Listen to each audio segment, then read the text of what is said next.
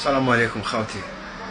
آه بهذه المناسبة الأليمة والحزينة التي مست الشعب الشقيق، الشعب المغربي، حبيت نقدم أسماء عبارات المواساة والتعزية والتضامن للشعب المغربي الشقيق.